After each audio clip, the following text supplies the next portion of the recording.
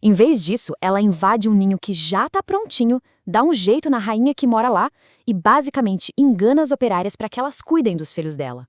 É como contratar uma babá, só que à força. E olha, ela não chega lá de qualquer jeito, não. Um estudo do S.J. Martin e da equipe dele detalha isso muito bem. A abelha cuco evoluiu para ser uma verdadeira máquina de invasão. Pensa só, a armadura dela, a cutícula, é mais grossa. O ferrão é mais longo. As mandíbulas são mais fortes que as das abelhas que ela vai atacar. Tudo isso para garantir que a invasão dê certo. Ela foi literalmente construída para a guerra. Mas só sabe, no grande palco da natureza, as coisas raramente são preto no branco. E hoje a gente vai mergulhar em umas pesquisas incríveis, como as de S.J. Martin e D.M. Bauer, para tentar entender uma criatura que, olha, bagunça totalmente as nossas ideias sobre o que é ser herói ou vilão. A gente adora pensar em bem contra o mal, né? Mas a realidade, como sempre, é muito mais complexa e fascinante. Pode esquecer espião de filme, tá? O que a gente vai ver aqui é uma especialista em infiltração, uma mestra da espionagem que atua bem debaixo do nosso nariz. E o que ela rouba não são segredos de Estado, não. É algo muito mais valioso, o futuro de uma colônia inteira. Então, vamos lá. Essa aqui é a abelha cuco, do subgênero Psiphaerus. Olhando assim, rapidinho, ela até parece uma mamangava normal, né? Mas o estilo de vida dela não tem nada de comum. Ela é o que chamam de parasita social. E a estratégia de sobrevivência dela, nossa, é coisa de filme de suspense. Certo, mas como é que funciona esse golpe na prática? Para a gente entender isso, primeiro a gente precisa desvendar o que significa ser um parasita social no mundo das abelhas. E já adianto, é uma estratégia ao mesmo tempo brutal e genial. De forma bem direta, a rainha cuco é uma usurpadora. Ela simplesmente pula toda aquela parte chata de construir um ninho, de criar um monte de operárias. Não. Em vez disso, ela invade um ninho que já está prontinho, dá um jeito na rainha que mora lá e basicamente engana as operárias para que elas cuidem dos filhos dela. É como contratar uma babá, só que à força. E olha, ela não chega lá de qualquer jeito, não. Um estudo do S.J. Martin e da equipe dele detalha isso muito bem.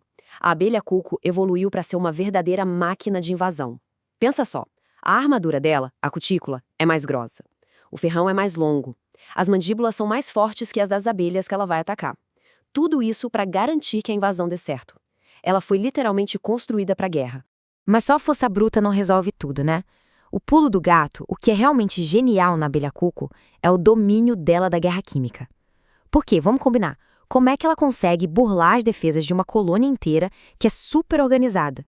Imagina que é como se fosse uma senha secreta. Cada colônia tem a sua. É uma assinatura química feita de umas substâncias chamadas hidrocarbonetos, que fica na pele da abelha. Essa assinatura basicamente grita: "Ei, eu sou daqui". Se aparecer alguém com a senha errada, bom, essa abelha é vista como intrusa na hora e é atacada. Aí que tá. A abelha cuco desenvolveu 2 jeitos de driblar essa segurança toda. O primeiro é na base da furtividade, o chamado mimetismo químico. Basicamente, ela falsifica a senha, e falsifica perfeitamente. Já a segunda tática é mais agressiva. É a força bruta química. Ela solta um repelente super potente, tipo uma bomba de fedor química, que deixa as operárias confusas e as afasta enquanto ela invade. E aqui a gente vê a prova disso. Olha que interessante. Os dados do estudo do Martin mostram que algumas espécies, como essa campestris, que a gente pode chamar de a falsificadora perfeita, são mestras nisso. O perfil químico dela bate quase que perfeitamente com o da sua hospedeira. É tão igual que as operárias da colônia simplesmente não percebem a diferença. Para elas, ela é uma delas. Tá, mas e quando a falsificação não é tão boa assim? Aí entra a segunda estratégia, que a gente vê aqui. É o caso da Vestalis, a lutadora química. Ela não é tão boa em imitar, então ela apela para outra coisa. Ela produz uma quantidade enorme de uma substância chamada acetato de dodezila. Esse composto funciona como um repelente poderosíssimo que dá para a rainha cuco a cobertura que ela precisa para invadir e tomar o ninho na marra. Então, o resumo da ópera é o seguinte: não é uma estratégia única e pronto. O que a gente está vendo é uma corrida armamentista evolutiva super complexa. De um lado, as hospedeiras vão desenvolvendo senhas químicas cada vez mais difíceis. Do outro, as parasitas respondem, seja com falsificações mais perfeitas ou com armas químicas ainda mais potentes. É uma briga sem fim. Bom, depois de ouvir tudo isso sobre invasão, armas químicas, usurpação, é muito fácil, né, a gente bater o martelo e dizer: ah, a abelha cuco é vilã da história. Só que talvez não seja tão simples. Uma pesquisa mais recente, do Bauer e sua equipe, sugere que talvez a gente esteja olhando para essa história pelo ângulo errado. É uma pergunta que a ciência está começando a se fazer agora.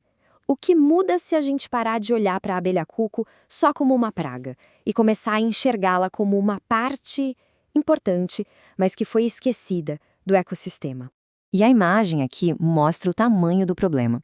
Um estudo de 2023 do Bauer e seus colegas fez um pente fino em décadas de publicações científicas. E o que eles viram? O número de pesquisas sobre mamangavas em geral, nossa, explodiu. Mas a pesquisa focada nas abelhas cuco, bem, ficou comendo poeira. Vamos colocar isso em números para a gente ter uma ideia? As abelhas cuco são mais ou menos 11% de todas as espécies de mamangavas que existem. 11%. Mas, quando a gente vai ver as pesquisas, elas são o assunto de menos de 2% dos estudos. É um ponto cego gigantesco na ciência. E isso, claro, tem consequências bem reais. E a consequência é essa. Como elas têm essa fama de vilãs, de serem um problema para as mamangas polinizadoras que a gente tanto valoriza, as abelhas cuco acabam ficando de fora dos planos de conservação. Afinal, quem é que vai querer salvar o vilão, né? A questão é, e se esse suposto vilão tiver um papel fundamental que a gente simplesmente está deixando passar? E esse descaso todo é ainda mais perigoso porque as abelhas cuco enfrentam uma ameaça muito específica e urgente. Uma ameaça que tem tudo a ver com o fato de que elas dependem totalmente de outra espécie para sobreviver. A palavra-chave aqui é descompasso fenológico. Parece complicado, mas a ideia é simples. O sucesso da abelha cuco depende de um timing perfeito. Ela precisa sair da hibernação um pouco depois da rainha hospedeira, mas antes que a colônia dessa rainha fique grande e forte demais para ser invadida. É um balé temporal super delicado. E com as mudanças climáticas, esse balé está totalmente ameaçado. E isso não é só uma teoria, não. Os dados estão aqui para provar. O estudo do Bauer e da equipe dele lá no Reino Unido mostra uma tendência muito clara. Praticamente todas as espécies de abelha cuco estão acordando da hibernação cada vez mais cedo, década após década. O perigo é, se o despertar delas sair de sincronia com o das suas hospedeiras, elas podem simplesmente não encontrar nenhum ninho para invadir, e aí, acabou. O que nos traz de volta àquela nossa pergunta lá do começo. Se essa criatura, que é fascinante e super complexa, também está correndo perigo, será que não está na hora da gente repensar o papel dela no ecossistema? E aqui vem uma ideia que é muito poderosa. E se, em vez de serem só uma ameaça, as abelhas cuco forem, na verdade, sentinelas? Pensa bem, a sobrevivência delas depende 100% de que as populações das hospedeiras estejam saudáveis e de que o ecossistema esteja em equilíbrio. Então, se elas começarem a sumir, isso pode ser um dos primeiros sinais de alerta de que tem algo muito errado acontecendo. É exatamente o que o Bauer e a equipe dele argumentam. A saúde do parasita e a do hospedeiro estão completamente amarradas uma na outra. Ou seja, se as abelhas cuco estiverem sumindo de um lugar, isso pode estar nos contando uma história muito importante sobre como andam as populações daquelas mamangavas que a gente se esforça tanto para proteger.